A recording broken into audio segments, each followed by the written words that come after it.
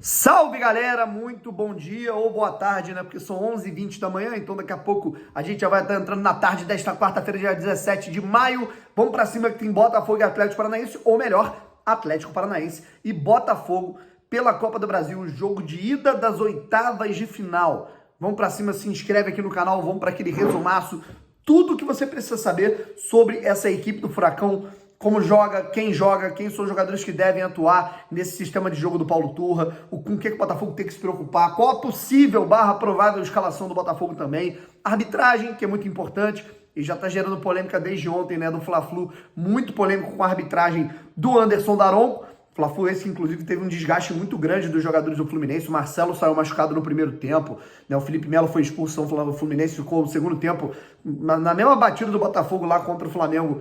Só que o Fluminense não conseguiu ganhar, né, cara? Igual o Botafogo. Só que teve um desgaste muito grande no sábado tem Botafogo e Fluminense. Hoje, o Botafogo enfrenta o Atlético Paranaense numa partida que também promete ser muito pegada, tá legal? Vamos resumir aqui tudo que tá acontecendo. Se inscreve aqui no canal. Galera, nesse momento que eu tô falando com vocês, a gente tem 91.940... Peraí, vamos recapitular. 91.491 inscritos, ou seja, faltam 9 camaradas, 9 aparelhos de celular, 9 contas para a gente chegar aos 91.500, que era a minha meta antes do jogo acontecer. Então, das 5.000 pessoas que vão assistir esse vídeo, eu quero 9 que não sejam inscritas. Olha lá para baixo, opa, caramba, inscrever-se. Aí você vai se inscrever e vai ajudar a gente a chegar a esses 91.500, rumo aos 92 e muito mais, fechou? Vamos lá, rapaziada, Botafogo e Atlético Paranaense e Botafogo. Botafogo vai enfrentar uma equipe, rapaziada, do Atlético Paranaense, que é uma equipe que gosta muito das bolas longas, tá? É um Atlético do Paulo Turra, um Atlético de melhor aproveitamento do futebol brasileiro dentre as equipes da primeira divisão. Ah, Braulio, mas é por causa do Campeonato Paranaense que é fraco. Beleza. Nossos caras estão jogando fase de grupos de Libertadores.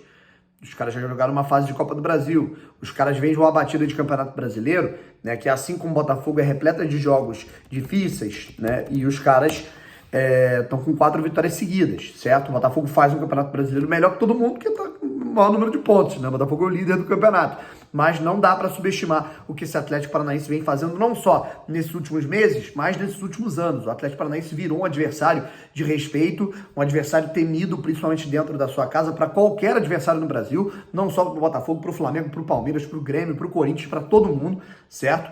E não tá para brincadeira. Paulo Turra é um cara que ele pega um legado do Luiz Felipe Scolari, do Felipão. Paulo Turra foi o fiel escudeiro do Felipão durante anos. Nas últimas, acho que nos últimos 10 anos, o Paulo Turra é o principal auxiliar do Felipão nos trabalhos que ele fez no Cruzeiro, no Palmeiras, agora no Atlético Paranaense. E aí o Felipão virou o diretor, virou gerente, se eu não me engano, e o Paulo Turra é o técnico do Atlético Paranaense, está fazendo um baita trabalho. É aquilo, o Felipão tinha as decisões ali finais, mas o Paulo Turra cuidava daquele trabalho tático do Felipão. E é um cara que ele gosta muito do ataque rápido, não é um cara, digamos assim, tão defensivista quanto o Felipão, então é um cara que ele gosta muito da velocidade e da rapidez de poucos toques ou até lançamentos para chegar ao gol, usando os pontas com muita velocidade, usando geralmente 2 atacantes, um 4-2-3-1, assim, são mecanismos até mais simples do futebol, e é um cara que tem uma confiança grande da torcida do Atlético Paranaense, tá legal? Se você pegar os últimos jogos da equipe do Furacão, certo? Se você pegar aqui, ó, Atlético Paranaense, se eu pegar aqui os últimos jogos da equipe do Atlético, né? Você pega uma equipe que ela vem de uma vitória no clássico contra o Coritiba, numa partida emocionante em 3-2. O Furacão venceu no Beira-Rio o Internacional. Contra o Flamengo, o Atlético Paranaense venceu por 2-1, certo? E venceu o Libertad do Paraguai por 2-1 lá no Paraguai. Libertad que é um bom time, certo? O Atlético Paranaense tem, né, num primeiro momento, a característica de, às vezes, entregar um pouco mais a bola para o seu adversário para pegá-lo de guarnecido em inferioridade numérica, certo? É um pouco da ideia do Atlético Paranaense. Não é um time de baixar totalmente bloco e só ficar esperando o adversário. Contra o Internacional no primeiro tempo foi um pouco, só que depois, com o tempo, né, eles vão se soltando e aproveitando as brechas. Por isso que o Botafogo vai ter que ser vai ser um jogo de xadrez grande, né, contra uma equipe que ela vai dar respostas, né, o Botafogo, mas num primeiro momento acho que o Botafogo vai tentar ditar o ritmo do jogo, isso vai ser muito importante, certo? Bom, é uma equipe que também gera espaço no contragolpe quando o Botafogo se retrai. Vamos ver se o Botafogo vai ter essa estratégia de, às vezes, chamar o Atlético Paranaense para o seu campo. Mas agora a gente parte aqui para a escalação da equipe do Furacão, tá legal? Vamos lá.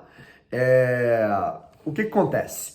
O Atlético Paranaense tem uma baixa, tá? Ontem a gente falava sobre o Atlético Paranaense ir completinho, mas o Pedro Henrique foi cortado desse jogo, né, cara? Ele teve dores na coxa no Atletiba, não conseguiu treinar durante a semana. Zé Ivaldo deve jogar no lugar dele. E aí a gente tem uma brecha ali por esse lado esquerdo, tá? Acho que é importante a gente destacar essa brecha pro lado esquerdo de ataque do Botafogo, e eu digo por quê. Primeiro vamos para a escalação da equipe do Atlético Paranaense, com o Bento no gol, Kelvin na lateral direita. O Bento, que na minha opinião, junto com o Lucas Perry hoje, é o melhor goleiro do Brasil. Kelvin, lateral direito, muito bom. A zaga com Zé Ivaldo. Zé Ivaldo vai jogar no lugar do Pedro Henrique. Thiago Heleno, capitão, e o Fernando, lateral esquerdo. Um meio campo com Eric Fernandinho e o Christian ou o Alex Santana, certo? Terãs, Pablo e Vitor Roque, certo? Esse é o time do Atlético Paranaense. Acredito que comece o Christian, tá? E o Alex Santana é aquele mesmo, tá? Ex-Botafogo. Entre no segundo tempo. Ele tá jogando muito bem, tá vivendo uma fase iluminada, marca gols em Libertadores, marcou os gols da classificação suada do Atlético na Copa do Brasil diante do CRB nos pênaltis. Então é um cara que ele tem... É aquilo, né, cara? Ele é bem goleador. No Botafogo também, inclusive, quando ele jogou no Botafogo em 2019, ele foi... acho que ele foi o vice-artilheiro do Botafogo no Campeonato Brasileiro e o artilheiro da temporada. O Alex Santana marcou muitos gols em 2019 com a camisa do Botafogo, principalmente no chute de fora e de cabeça, né, cara? Ele vem marcando muitos gols de cabeça. E aí, o que a gente pode falar dessa equipe, tá? A gente deve ter o Zé Ivaldo, né, que ao contrário do Pedro Henrique não é um zagueiro veloz, certo? Também é um zagueiro rebatedor, assim como o Thiago Heleno. Então, naturalmente, ele não vai ser aquele cara que ele vai conseguir perseguir, né? Ele não vai conseguir ser aquele cara que ele vai conseguir perseguir o tempo todo sem gerar um certo espaço, e o Tiquinho, acho que ele tem que explorar isso. O Tiquinho tem que colar nele, certo?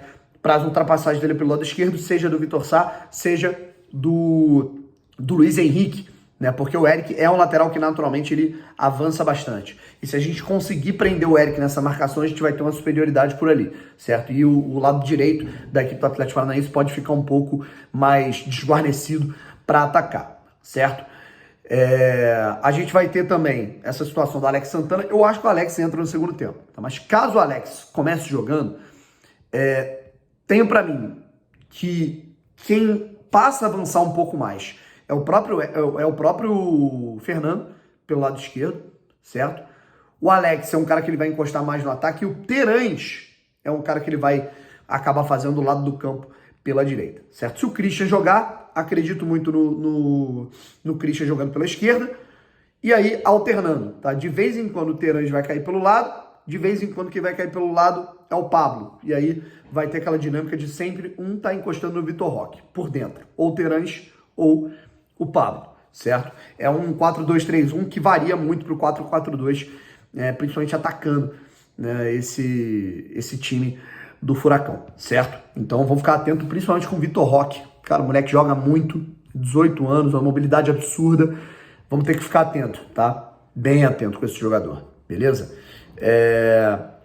E agora a gente parte aqui pro time do Botafogo, né, que a gente deve ter em campo Lucas Perry no gol, Di Plácido na lateral direita, Adrielson e Cuesta na zaga, Cuesta voltando, nele que não jogou contra o Goiás, que estava suspenso no Campeonato Brasileiro, Marçal na esquerda, meio campo com Marlon Freitas abrindo, Tietê e Eduardo, certo? É o que eu acredito que a gente tenha.